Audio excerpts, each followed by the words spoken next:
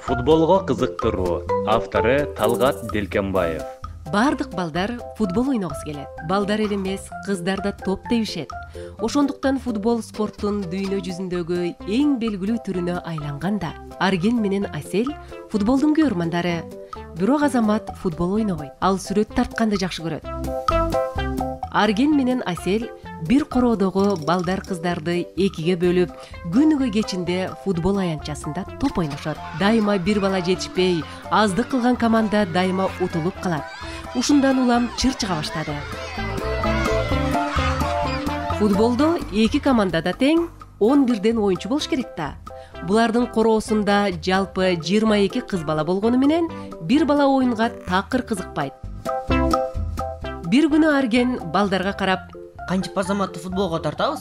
Азамат футбол ойносо абдан мыкты чалуучу болмо. Анын бою бийик, буттары да узун. Ал күчтүү бала да. Эмнеге футболго такыр кызыкпайт? Азаматты оюнга тарталы, анын үйүнө барып айтып көрөлү да. Балдар 7-кабатка чыгып, Азаматтын эшигин тыкылдатышты. Эшикти Азамат өзү ачты. Колунда кыл калеми бар экен. Ал балдарды үйгө кирүүсүн өтүндү. "Кандайсыңар балдар? Үйгө киргиле." Анын бөлмөсүнүн терезесинен короодогу футбол аянтчасы даана көрүнүп турат экен. Бөлмөдө Азаматтын тарткан сүрөттөрү илинип туруптур. Аны көргөн Актан: "Ой балдар, карасаңар, бул жерде футбол ойноп жаткан биздин сүрөттөрүбүз бар турбайбы?" Мына, бул мына. Мен дешип балдар кыздар чурулдашып кетишти. Аңгыча Асель: Азамат, сен көрсө футболду жакшы көрөт турбайсыңбы? Ооба. Балдар, мен да футболго кызыгам. Бирок көп ойнобогондуктан оюндун эрежесин бузуп, уят болом деп тартынам. Азамат, биз сага бардыгын үйрөтөбүз, коркпо. Бизге бир оюнчу жетпей жатат. Командада дарбазачыны кошкондо жалпы 11 оюнчу ойнойт. Азамат, сен бизге кошулсаң, биз өзүнчө эле олимпиадалык курам болуп алабыз. Футбол матчы 45 мүнөттөн 2 жолу ойнолот. Ортодо 15 мүнөттүк тыныгуу болот. Бул маалда командалар дарбаза алмашат. Оюнчулар бир аз тыныгып да алышат. Футболдо топту кол менен кармаганга болбойт. Дененин калган бөлүктөрү менен ойной берүүгө болот. Топту кол менен дарбазачы гана кармай алат. Дарбазага жакын турган эки коргоочунун милдети келаткан топту өткөрбө. Мына ушундай оңой эле. Мындан тышкары жарым коргоочулар да бар. Алар топту атаандаштардын талаасындагы чабуучуларга чыгарып берип турушат. Чабуучулардын милдети гол киргизүү. Эгерде дарбазаларга кирген топтордун саны бирдей болуп калса, тең чыгуу болот.